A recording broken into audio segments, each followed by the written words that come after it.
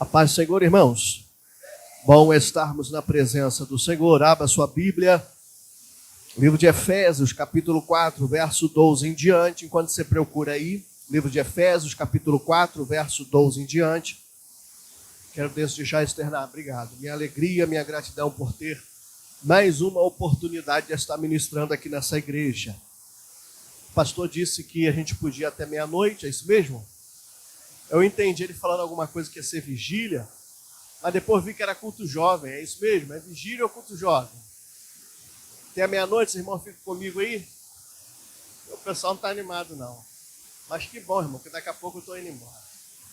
Louvado seja o nome do Senhor. Brincadeiras à parte, quero agradecer ao pastor Henrique, a pastora dessa igreja, são amigos de longa data.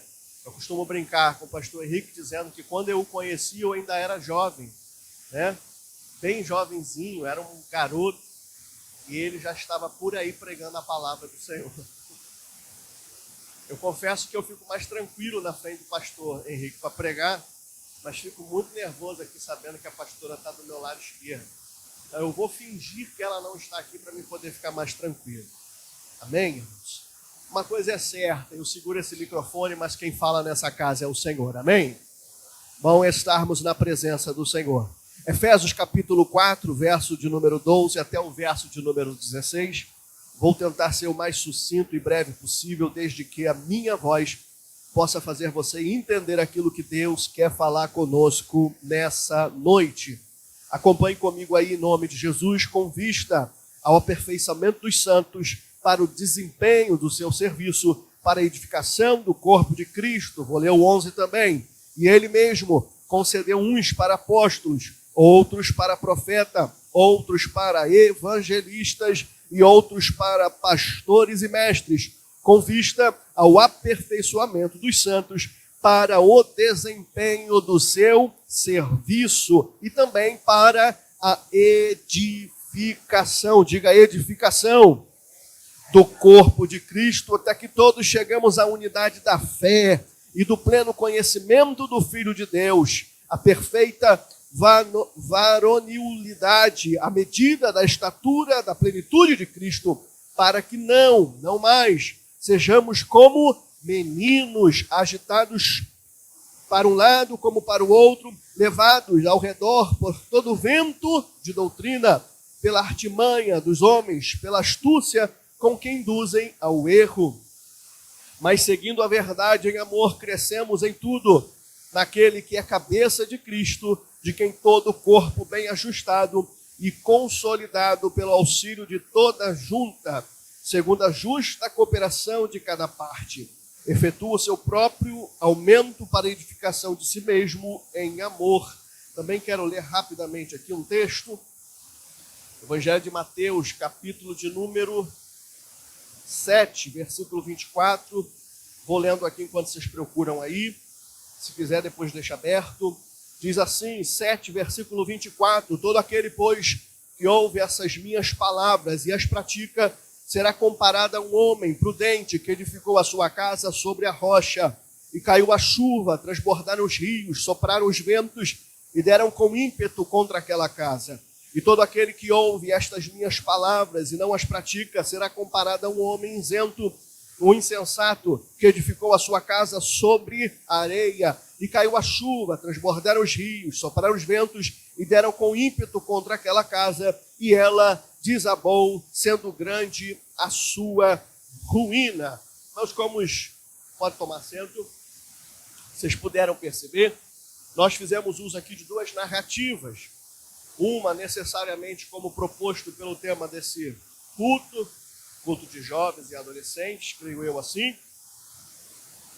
que se encontra em Efésios, capítulo 4, verso de número 12 em diante, e outra nós lemos em Mateus, a partir do capítulo 7, alguns versículos bem resumidos ali. E é interessante que o primeiro texto, que se encontra em Efésios, capítulo 4, verso 12 em diante, são justamente descrições, com uma perspectiva pastoral, com o objetivo de esclarecimento da igreja, com o objetivo de fortalecimento da fé daqueles que se iniciavam no Evangelho de Cristo. Precisamos também ter um entendimento que essas cartas pastorais, ela possui uma característica muito interessante, que é a característica da teologia epocal. E o que significa teologia epocal? Teologia epocal é aquela que é construída de acordo com a época e sua necessidade, levando em consideração o contexto histórico e os problemas que determinada comunidade de fé estava vivendo. Automaticamente o Espírito Santo, através dos seus apóstolos, através dos seus líderes, iam dirigindo, essas aplicações à igreja para que esses problemas fossem sanados e resolvidos. É interessante que tanto em um texto quanto em outro, o texto de Efésios capítulo 4, verso 12 em diante, assim também como o texto descrito por Jesus, no capítulo 5, a partir do capítulo 7 do Evangelho de Mateus, eles fazem muito sucintamente referência a ventos fortes que se levantam com o objetivo sempre, de maneira metafórica, na narrativa das Sagradas Escrituras, derrubar alguma coisa. Eu achei esse texto interessante porque esse texto, no que diz respeito à perspectiva sistematizadora da nossa fé, é utilizado com muita frequência em cultos de doutrina. E eu achei isso muito pertinente, mas como a gente também na teologia tem essa facilidade de transpor textos sem ferir o contexto daquilo que está sendo dito, o Espírito Santo, além desse texto, me transportou para essa passagem do Evangelho de Mateus, no capítulo de número 7, a partir do verso que nós lemos aqui. Deixa eu deixar aberto aqui para ficar mais fácil. A partir do verso de número 24. E por que Deus colocou esse texto através do seu Espírito em meu coração? Porque por mais que algumas coisas sejam distintas, o contexto é bem parecido. É interessante que aquilo que nós lemos aqui no capítulo 7, verso 24 em diante, ele não é simplesmente uma abordagem específica e única. Tudo aquilo que Jesus está falando no capítulo 7, verso 24 em diante, ele não começa aqui no capítulo 7, verso 24, mas ele vai se iniciar justamente no capítulo 5 com o Sermão da Montanha. O Sermão da Montanha, por mais que os evangelhos de primeiro momento não possuam essa característica doutrinária, mas também vai servir como base para o desenvolvimento das doutrinas da fé cristã, ele se faz muito importante, porque aqui, no Sermão da Montanha, Jesus vai nos ensinar os rudimentos da fé. Jesus vai na contramão de tudo aquilo que a sociedade implica, vai na contramão de tudo aquilo que o ser humano acha como verdade, e através de princípios simples, básicos, ele vai nos dar uma diretriz a respeito dos fundamentos eternos da fé. É interessante que a partir do capítulo 5, verso 1 em diante, Jesus vai falar sobre as bem-aventuranças. Jesus vai dizer que bem-aventurados os humildes de espírito, porque deles é o reino dos céus. Jesus também vai falar sobre bem-aventurados são os que choram, porque esses serão consolados. A partir do capítulo 5, verso 1, através do Sermão do Monte, Jesus vai dizer que bem-aventurados mansos, porque deles herdarão a terra. Também vai dizer que bem-aventurados são os que têm fome e sede de justiça, e bem-aventurado também os misericordiosos. Não para por aí. No Sermão do Monte ele vai dizer que bem-aventurados os limpos de coração, porque eles verão a Deus. Vai dizer que bem-aventurados são os pacificadores, porque esses serão chamados filhos de Deus. Ele vai dizer ainda no Sermão do Monte, a partir do capítulo 5, verso 1 em diante, que bem-aventurados são os que são perseguidos por causa da justiça, e vai terminar essa perspectiva das bem-aventuranças, dizendo que bem-aventurados sois quando por minha causa vos injuriardes e vos perseguires, mentindo disserem todo mal contra vós. Mas é interessante que o ensinamento de Jesus, a partir do Sermão do Monte, ele não se encerra por aqui. Ele vai dizer também, através do ensino ou dos ensinamentos do Sermão do Monte, sobre os discípulos serem o sal da terra. Ele também vai dizer no verso de número 14, sobre os discípulos serem a luz do mundo. Ele vai dar prosseguimento dizendo, aleluia, que Jesus não veio revogar a lei, ele veio cumprir a lei. E isso se faz necessário a gente observar com calma, não só através de uma narrativa corrida, mas se nós atentarmos necessariamente para tudo aquilo que está sendo ensinado, vamos perceber que todos esses ensinamentos são fundamentais para a fé. A partir do verso 21, Jesus completa, aleluia, o que foi dito aos antigos, falando sobre a manifestação da fé aos antigos e o cumprimento dessa mesma fé. Aleluia, louvado seja o nome do Senhor nesta nova visão da graça. A partir do verso 27, ele vai falar do adultério. A partir do 33, ele vai dizer dos juramentos, que a gente não deve jurar em falso. Ele vai falar sobre vingança. Ele vai adentrar o capítulo 6, falando sobre a prática da justiça. No verso 2, no capítulo 6, ele vai dizer como se deve dar esmola. Tudo isso inserido na narrativa do Sermão da Montanha. No verso de número 5, ele vai dizer como se deve orar. Isso é lindo. Ele também vai ensinar a oração dominical, dizendo, aleluia, que a gente não deve orar de qualquer jeito, orando ao Pai que está no céu. Também no verso 16 do capítulo 6, ele vai falar sobre como devemos jejuar. Ele vai falar sobre os tesouros do céu, ele vai falar sobre luz e trevas. Observe que tudo isso que está sendo observado aqui nesse momento é justamente a conclusão e a consequência da narrativa do Sermão da Montanha. Ele vai falar sobre os dois senhores, ele vai falar sobre a ansiosa solicitude pela vida, dizendo que a gente não deve andar ansioso por coisa alguma. Aleluia, capítulo 6, 33, ele vai dizer que em primeiro lugar nós deveríamos buscar o reino de Deus e a sua justiça, e as demais coisas nos seriam acrescentadas. A partir do capítulo 7, ele vai dizer sobre o juízo temerário e proibido. Ele vai dizer, não deis ao que é santo aos cães. Ele também vai falar a partir do 7:7, dizendo, aleluia, sobre a oração, que nós devemos pedir, devemos buscar, devemos bater, dizendo que todo aquele que pede recebe, o que busca acha, o que bate se abre. Observe, aleluia, que essa narrativa ela é cheia de instrução, essa narrativa é cheia de direcionamento, essa narrativa é cheia, aleluia, de observações pertinentes para a vida de todo aquele que está iniciando na caminhada. Ele fala sobre as duas estradas, ele vai dizer sobre os falsos profetas, ou seja, se existem falsos, também existem os verdadeiros, comprometidos com a verdade, em falar aquilo que realmente o céu se propôs a falar. Ainda no capítulo 7, aleluia, no final do capítulo 7, já adentrando o versículo 14, ele vai encerrar todo esse bloco de ensinamentos. Ele vai encerrar todo esse bloco de narrativa, dentre todas essas informações dadas por Cristo. Aleluia, ele vai encerrar como se essa observação do versículo 24 em diante fosse a mais importante. E é interessante a gente observar aqui também que quando a gente diz que é mais importante, a gente não deve entender que essa importância leva em consideração a gradação de valor, como se todos os ensinamentos anteriores fossem de menor valor. E agora aquilo que Jesus está dizendo no capítulo 7, verso 24, tivesse um valor maior do que os outros ensinamentos. Não, Jesus está ensinando muitas coisas desde o capítulo 5, preparando o seu povo para toda e qualquer circunstância que eles pudessem vir a enfrentar na sua caminhada. Aleluia, mas de maior importância é aquilo que ele vai dizer a partir do versículo de número 24, quando ele diz que todo aquele, pois, que ouve as suas palavras,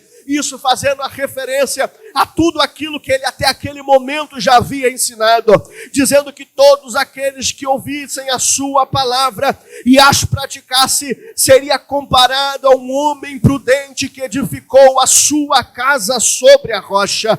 E ele vai fazer, aleluia, uma metáfora dizendo que se por um acaso este homem que ouve a sua palavra e a põe em prática, aleluia, acometesse ou fosse acometido por uma tempestade, uma chuva forte, e os rios transbordassem, soprando sobre ele os ventos, aleluia, com o ímpeto sobre a vida dele, aleluia, este não cairia porque fora edificado sobre a rocha. Ele dá continuidade dizendo também de forma metafórica que todo aquele que ouve as suas palavras, assim como na primeira abordagem, também fazendo referência aos seus ensinamentos, aleluia, as ouvisse, não as praticasse, esse também de maneira pejorativa, aleluia, seria comparado a um homem insensato que construiu a sua casa sobre sobre a areia. Ali ele vai fazer a abordagem dizendo que se por um acaso este que ouve não pratica, este que ouve não cumpre, este que ouve não vivencia, aleluia, se por um acaso vivenciasse um momento tempestuoso, a onda ia vir, o vento forte ia bater, aleluia, de maneira impetuosa contra a sua vida, e ele ia desmoronar, porque fora construída sobre areia. E eu aqui, aleluia, através dessa breve narrativa, aprendo alguns princípios fundamentais, aleluia, para estimular a minha fé e a sua fé nessa noite. Precisamos entender que assim como a rebeldia é o ponto de partida para o fracasso, Jesus está nos ensinando, desde o capítulo 5 até o capítulo 7, verso 24 em diante, que a obediência é o pressuposto de uma vida de bênção. Aleluia, a obediência é o pressuposto de uma vida de vitória, e a obediência também é o pressuposto de uma vida de edificação. Jesus está dizendo, olha, estou ensinando muita coisa, vocês estão sendo preparados, vocês estão diante de verdades eternas. Em alguns momentos ele vai dizer que muitas pessoas ouviam esses fundamentos, ouviam essas verdades, mas não conseguiam decifrar, não conseguiam entender, e ele está dizendo, vocês estão ouvindo, vocês estão aprendendo, vocês estão sendo instruídos, mas mais do que importante, aleluia, sobre tudo aquilo que eu tenho dito até agora, vocês precisam entender que nada disso será significativo se vocês não entenderem que mais do que saber, é importante praticar e obedecer. A primeira verdade que eu quero compartilhar com a sua vida, meu jovem, aleluia, nessa noite, é que a obediência é ainda aquilo que sedimenta diante de nós a estrada para vivenciarmos o milagre de Deus para a nossa vida. Eu não sei quem você entrou aqui, eu não conheço a tua vida, não conheço a tua história, mas quero profetizar, se você quer uma vida abençoada, se você quer uma vida de prosperidade, se você quer prosperar em todo o seu caminho, não seja só daqueles que ouvem, aprendem, memorizam, mas sejam daqueles que praticam as verdades eternas, independente das circunstâncias. Eu quero crer em nome de Jesus que eu entrei aqui para pregar para um grupo de jovens que não são daqueles que memorizam, mas são daqueles que vivenciam a edificação liberada por céu e pelo Deus Todo-Poderoso. Que a tua vida seja edificada na obediência. Ele começa a narrativa dando muitos ensinamentos. Ele começa a narrativa apontando muitas diretrizes, muitas coisas fundamentais para a caminhada de fé. Mas termina dizendo que nenhuma dessas informações serão tão significativas se os ouvintes que ali estavam presentes não entendessem que não adianta conhecer a Bíblia de Gênesis a Apocalipse. Não adianta conhecer a história de ponta a ponta. Não adianta conhecer os fundamentos e rudimentos da fé. Não adianta, aleluia, conhecer a história da igreja desde o seu início e também saber decifrar as últimas coisas de maneira escatológica, sabendo quando tudo começa e quando tudo termina, se nós não entendermos que o fundamento da fé é a prática. Observe algo interessante, aleluia, que Deus falou ao meu coração quando eu estudava esse texto, principalmente em paralelo a tudo aquilo que está sendo tratado também, aleluia, pelo tema proposto. Nós precisamos recordar que a Bíblia possui 66 livros, a Bíblia possui 1189 capítulos, a Bíblia possui cerca de aproximadamente 31.175 versículos, mais de 810 mil palavras, mais de 3 milhões de letras, 613 ordenanças. Tem gente que diz que existem mais de 3 mil promessas, aqueles que acreditam que tenha mais de 8.000 promessas, aleluia, mas para todos os fundamentos, para todos, aleluia, as abordagens de Cristo, para todos os direcionamentos, só existe um método propício para se alcançar tudo aquilo que Deus proferiu para a sua igreja, tudo aquilo que Deus determinou para a sua noiva, tudo aquilo que Deus liberou como bênção, aleluia, para a sua escolhida. Vou dizer de novo, a Bíblia possui 66 livros, 1.189 capítulos, 31.175 versículos, mais de 810.000 palavras, mais de 3 milhões de letras, cerca de 613 ordenanças, mais de 3.000 promessas, mas só um método. E qual é esse método? É o método da obediência. Não adianta, quando você recorre, aleluia, a história de Israel, você vai perceber que Deus resgatou o povo de Israel de dentro do Egito e faz uma promessa: entrar na terra que mana leite e mel.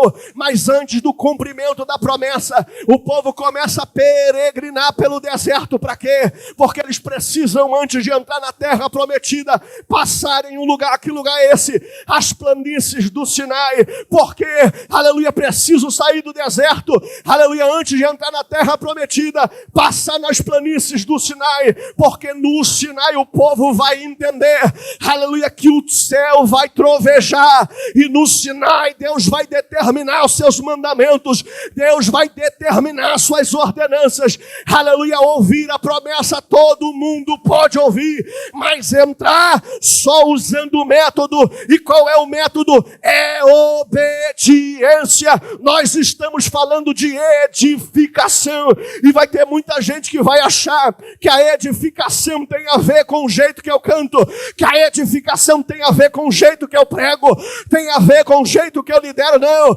aleluia, tem a ver com obediência. Me perdoe, aleluia, dizer nessa noite, mas induzido e conduzido pelo Espírito Santo, eu preciso te dizer, aleluia, tem gente que canta bonito, tem gente que prega bonito, tem gente que adora bonito, tem gente, aleluia, que fala bonito, conhece muita coisa, aleluia, mas se você não obedece, me perdoe, aleluia, você é casa construída sobre areia. Mas eu sei que aqui, aleluia, nessa igreja renovada na Tote, eu vim pregar para um povo, aleluia, que ouve a palavra do seu pastor, a identifica, independente dos mandamentos, se põe em obediência. Esses hão de permanecer. Eu posso não pregar bem, mas se eu obedeço, Deus está comigo. Eu posso não cantar bonito, mas se eu obedeço, Deus está comigo. Eu posso não saber orar, mas se eu obedeço, o céu se move. Aleluia, não tem a ver, aleluia, com aquilo que eu posso fazer em Deus, mas sobre aquilo que Deus pode fazer em mim. Obediência. Obediência. Observe que não só aqui, mas em diversas narrativas das Sagradas Escrituras, tempestade tipifica momentos de adversidade, momentos de luta, momentos de prova, momentos de provação. Não só no que diz respeito àquelas provas e adversidades que a gente vivencia quando a gente já está na fase adulta, mas também em nossa juventude. Tempestade, em diversos momentos na narrativa bíblica, ele representa momentos tempestuosos, momentos de lutas, momentos de contradição, momentos de adversidade. Quando você pensa que tudo vai funcionar e tudo parece estar dando errado. É interessante que a gente precisa observar, e a terceira coisa que eu aprendo com essa história, de maneira rápida e sucinta, é que duas coisas acontecem quando a gente vivencia a tempestade. Duas coisas essenciais acontecem quando a gente passa por momentos tempestuosos. Primeiro, ou essa tempestade revela, aleluia, nossos fundamentos desestruturados, ou essa tempestade revela um fundamento inabalável. Observe que no capítulo 7, versículo 24 em diante, Jesus está dizendo que aquele que ouve é comparado a alguém cujo fundamento está sobre a rocha. E ele vai dizer que aquele que ouve e não pratica é comparado àquele cujos fundamentos estão construídos sobre ela. Me perdoe os crentes aí fora, mas eu tenho visto muita coisa, aleluia, que contradizem os fundamentos da fé. Você pode aí fora, aleluia, em nome de Jesus, ser casa bonita. Você pode aí fora, em nome de Jesus, ser casa bem adornada. Casa grande e espaçosa. Mas se você foi construída sobre areia, me perdoe, ao primeiro sinal de tempestade, tua vida vai desmoronar. Mas se você voltar, retornar aos fundamentos da fé, amém, você pode ter certeza que nada irá impedir o cumprimento daquilo que Deus preparou para a sua vida. Nada poderá impedir aquilo que Deus preparou para o teu futuro. Nada poderá impedir, aleluia, tudo aquilo que Deus preparou, aleluia, para a tua família, para o teu futuro, para aquilo que o Senhor reservou para a tua casa. O método é só um, é o da obediência. Aí você me diz assim, mas irmãos, Deus te trouxe aqui, a palavra é essa. Essa é a palavra. Efésios capítulo 4 vai falar sobre um tal de vento de doutrina que às vezes nos impulsiona em diversas direções.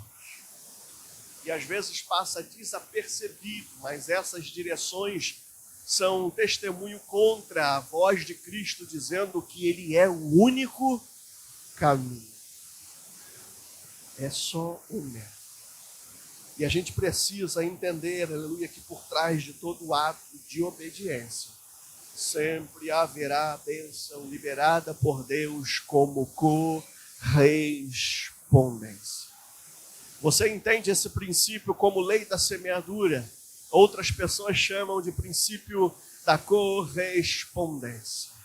Aleluia, é engraçado que às vezes a gente não percebe, mas tem muito crente que passa a semana toda semeando rebeldia e quando chega no domingo quer colher prosperidade. Tem muita gente que passa o domingo inteiro semeando, aleluia, desobediência, mas quando chega no domingo quer colher o milagre.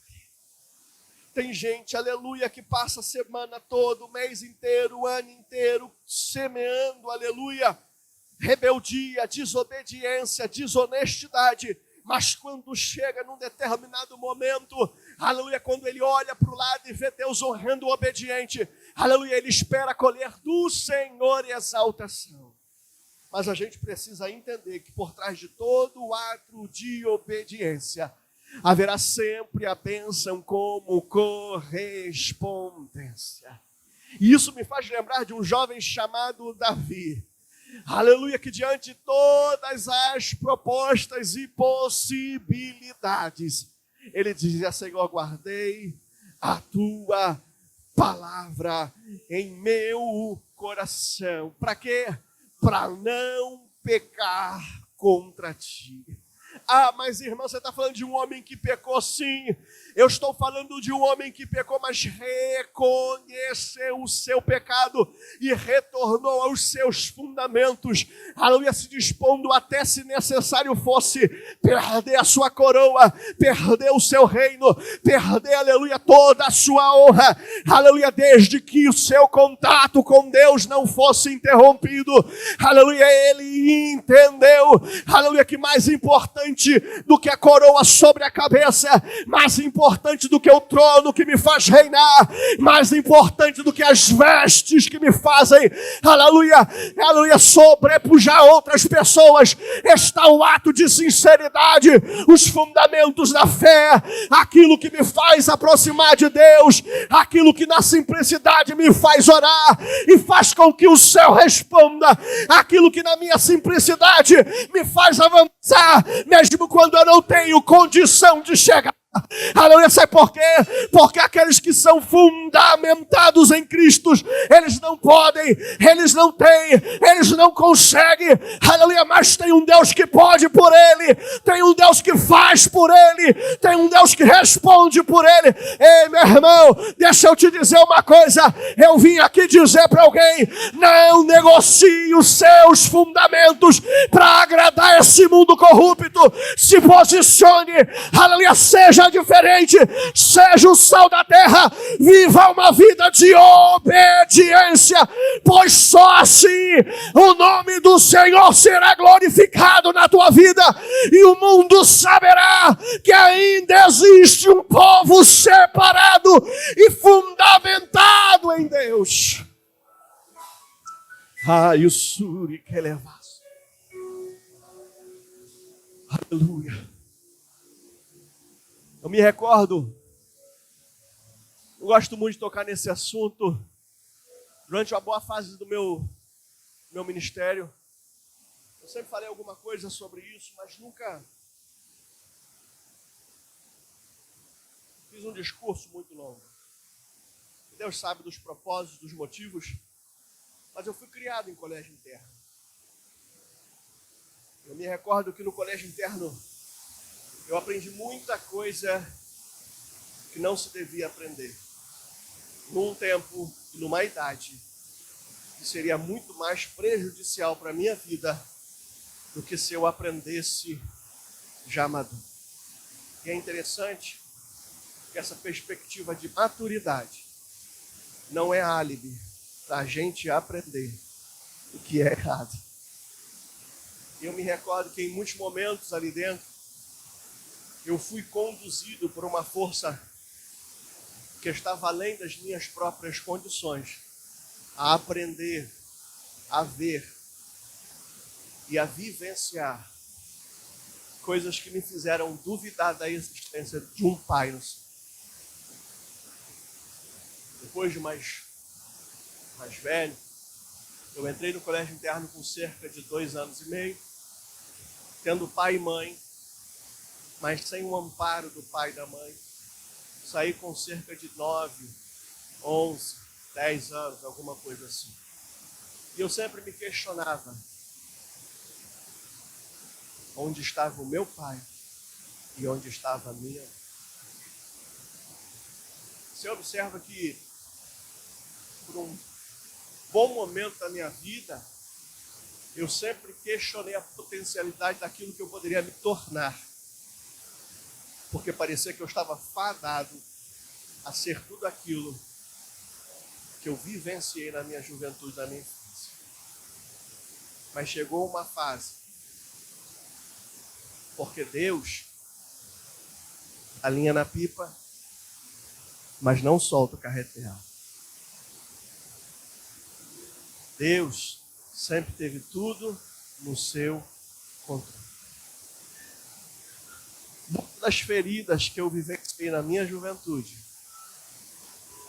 me deram condições de ministrar cura na vida de muitas pessoas que passam e que passaram por experiências que eu tenho na minha juventude. Porque quando a gente entende que quando a gente vem com a ferida, o Senhor traz o remédio. Mas é interessante que quando eu descobri o único método, eu resolvi fazer. Aí você diz assim, você está falando como se você fosse o cara. Você está falando como se você fosse o renomado. Você está falando como se você fosse o conhecido. Você está falando como se você fosse, o famosinho. Não, estou falando como aquele que aspira a grandes coisas no Senhor. Porque, como eu disse outrora, não se trata do que eu posso fazer em Deus, mas do que Deus pode fazer em mim. Não se trata de onde eu posso ir com o Senhor, mas aonde o Senhor pode me conduzir. Não se trata sobre a força que eu posso desenvolver, mas o quanto eu posso permitir o Senhor me deixar fraco, doente e ferido, para depois derramar o seu bálsamo de cura. A gente sempre fala sobre o que é certo e errado. E no Evangelho fica aquela vertente de se não fazer o que é errado e se praticar o que é certo.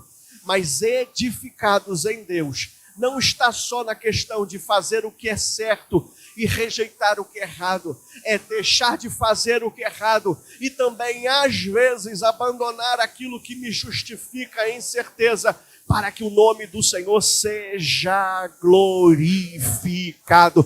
Porque em diversos momentos da minha vida, eu tive oportunidade de lançar em face do meu pai, da minha mãe, aleluia, culpando-os de todas as feridas e mazelas, aleluia, que eu trazia em meu coração, na minha psique, na minha alma.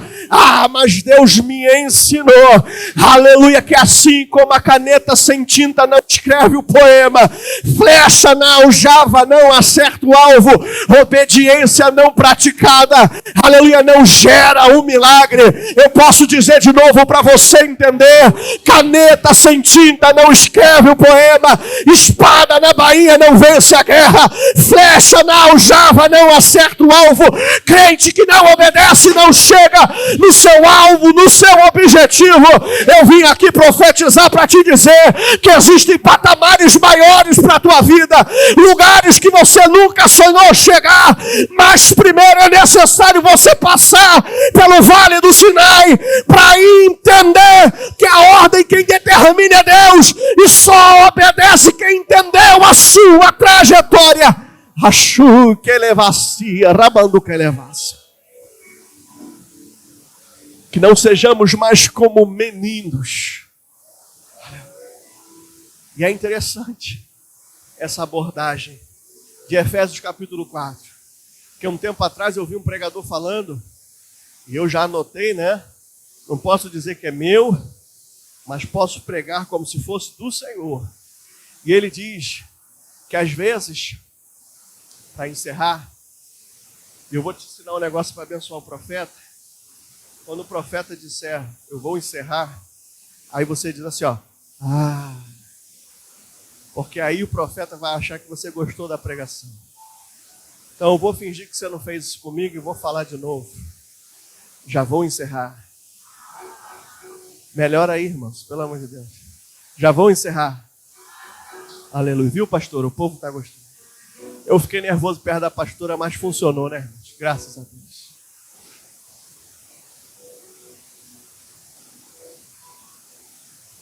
Deus às vezes faz coisas grandes. Anota isso aí no teu coração. Deus às vezes faz coisas grandes na vida de meninos que se comportam como homens. Mas Deus nunca faz coisas grandes na vida de homens que se comportam como meninos. Que essa palavra possa ter abençoado a tua vida. E que em nome de Jesus você possa entender o propósito daquilo que Deus te chamou. Você possa entender que não dá para Deus ser cobertura da nossa vida se Ele não for o fundamento. Que Deus seja o teu fundamento. Que Deus seja a tua inspiração. Que Deus seja o teu Pai. Que Ele seja o teu amigo. Que Ele seja o motivo dos teus sorrisos. Que Ele seja o motivo da tua prosperidade. Que Ele seja aquele que te corrige. Para que no tempo certo também Ele seja aquele que te exalte. Que Ele te leve, te traga, que Ele te use, te acalme, que Ele te permita chorar, que Ele te permita vivenciar decepções, para que você entenda que as decepções que Deus permite são portas que nunca deveriam ter sido abertas. Aleluia. Que Deus possa abençoar a tua vida, em o nome de Jesus. Amém.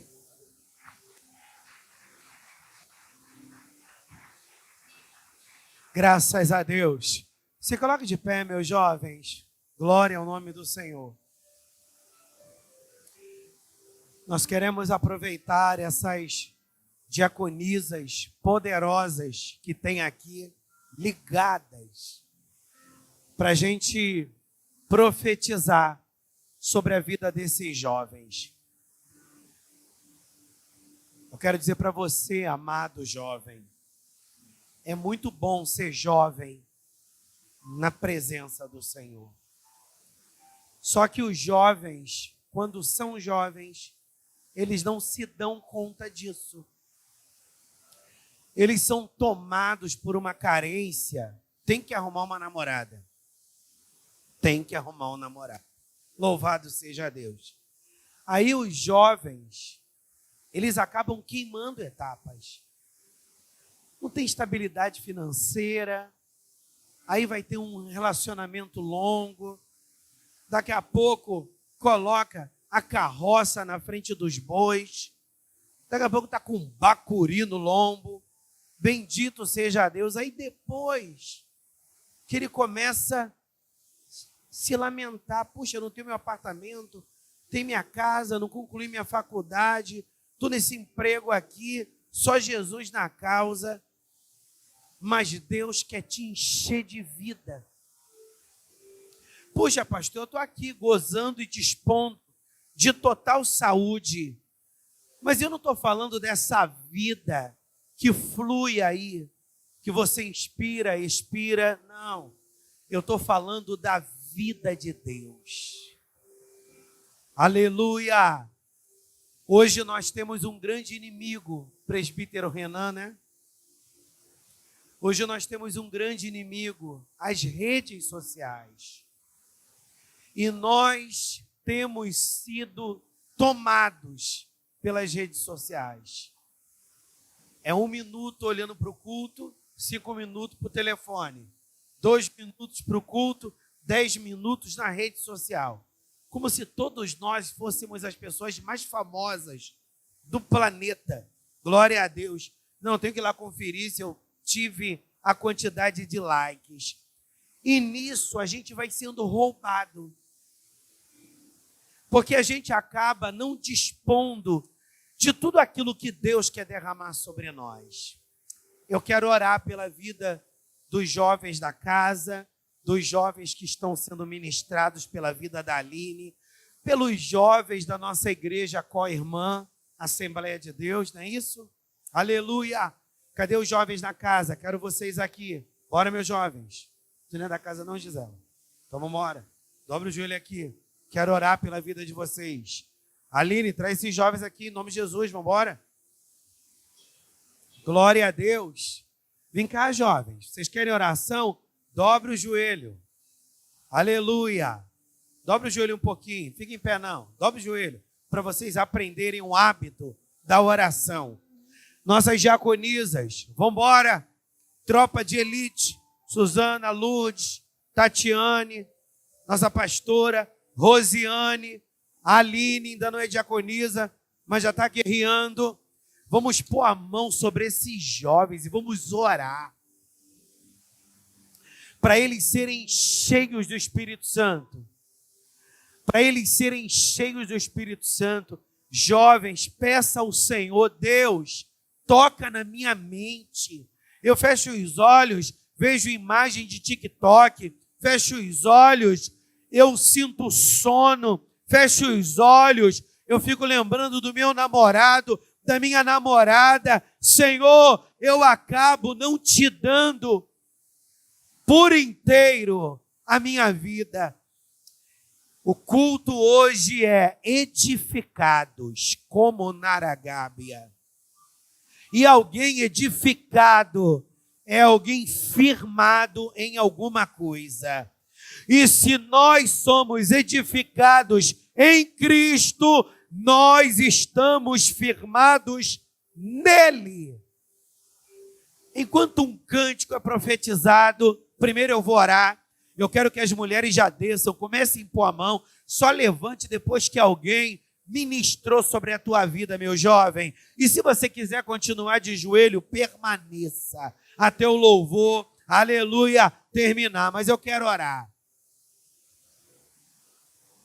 Senhor, na autoridade que é no nome de Jesus Cristo, eu quero colocar nas tuas mãos a vida desses jovens, a palavra, os cânticos, ministração de dança, Deus, oportunidades. Nós tivemos momentos ímpares nessa noite e nós estamos diante de jovens que estão nos visitando e nós estamos diante de jovens desta casa que tem caminhado e nós estamos aqui nesse culto não apenas para uma atividade a mais, nós estamos aqui neste culto porque nós queremos invocar a tua presença sobre a vida desses jovens, Senhor. Tu bem sabes como tem sido esse mundo, o homossexualismo, as pombagiras agindo nessas áreas de imoralidade, mas eu quero te pedir, como diz a tua palavra, que se os nossos olhos forem bons, todo o nosso corpo terá luz. Se os nossos olhos forem maus, todo o nosso corpo andará em trevas. Remove as trevas. Remove as trevas. Remove as trevas, Senhor. Narabashuri lebaraio. Meu Deus, repreende toda a força de Beelzebu sobre a vida dessa juventude. Toda a força de Beelzebu sobre a vida dessa juventude, trazendo vício de bebida, trazendo vício de drogas. Quantos jovens vêm à igreja, mas estão presos porque bebem cerveja, vinho, cachaça, colebandubirebarácia, o minerebanchorebiaio no manarabaraia. Eles não conseguem perceber, Senhor, mas eles estão fazendo aliança com demônios. Eles estão fazendo aliança com espíritos malignos. E quantas das vezes, ao chegarem na tua casa, eles não conseguem te sentir. Remove orgulho, porque muitos deles pensam que sabem o que é melhor para eles. Mas na realidade eles estão cegos, Senhor. Quantos jovens ainda não são batizados no Espírito Santo? Quantos jovens ainda, Senhor, vivem como os jovens mundanos vivem? Mas Deus manda fogo sobre este lugar. Que cada um deles tenha uma experiência pessoal e particular com o Senhor e que tudo mude.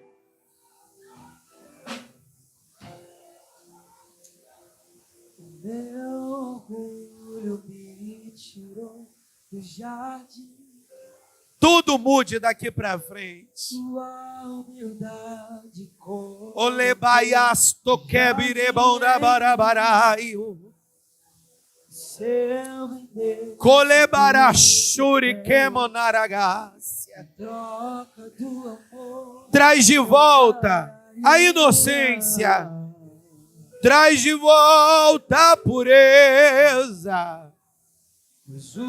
Toca nessa moça. Toca nesse moço. Conserve os virgens até o dia do casamento.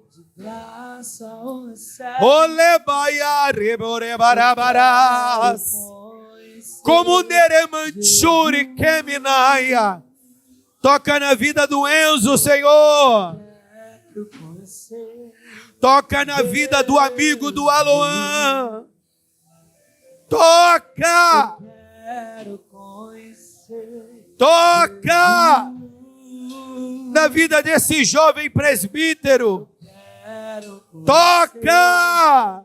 Jesus. Vem, vida de Deus. Vem, vida de Deus. Meu orgulho Vem, vida de Deus. do jardim. Vem, vida de Deus. Tua humildade colocou Em nome de o Jesus. jardim em mim.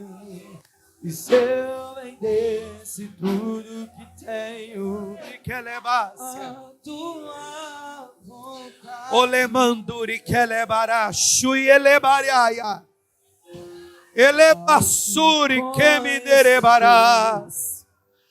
Oneremanchuri keminarabaras. Se enche de vontade Olemantu ebias. e reina o Espírito sobre a carne. Oh! E reina o Espírito sobre a carne. Antes da gente ir para casa, os jovens vão entregar uma oferta de uma canção e a gente já vai para casa. Mais um minutinho. Mas coloque a mão no seu coração antes de você sentar. Coloque a mão no seu coração e diga assim comigo: eu repreendo de sobre a minha vida o espírito de morte. Eu quebro toda aliança, todo pacto com a morte. Deus me chamou para a vida. Eu renuncio toda frieza espiritual.